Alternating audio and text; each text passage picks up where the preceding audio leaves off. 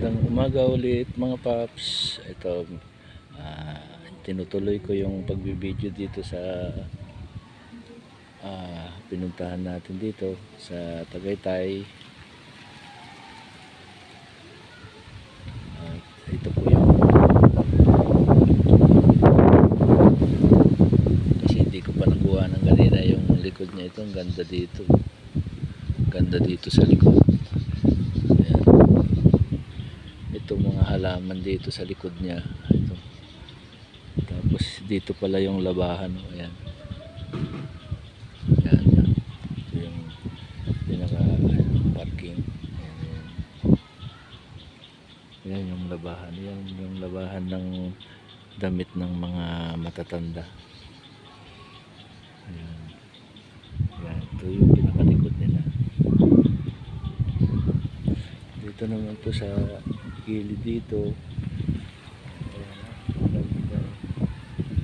Kakahulong yan. Tapos sa kasagihan. Napakaganda ng lugar nito at saka lamig. Lakas ng mga saging dito. May mga nahihinog na. Ayan. Ayan po yung side ng building na to.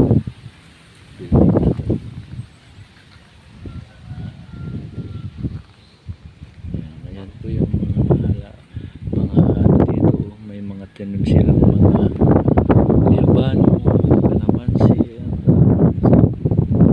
gandu.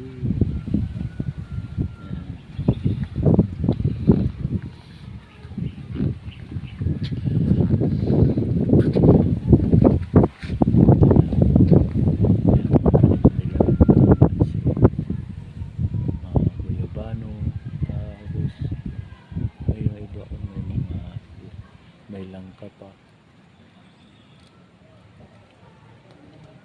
Pero maliliit pa sila. Ganda talaga nitong building na to. Kaso kulang na lang sa asikaso kasi hindi na napipinturahan.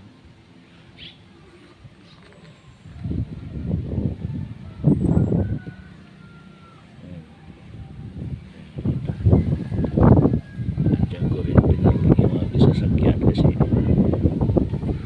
ayun, nagsisimula na yung Christmas party ng mga matatutong class. Ako'y naghihintay lang dito. Kaya habang naghihintay ako'y nag-video rin para makita natin itong ganda ng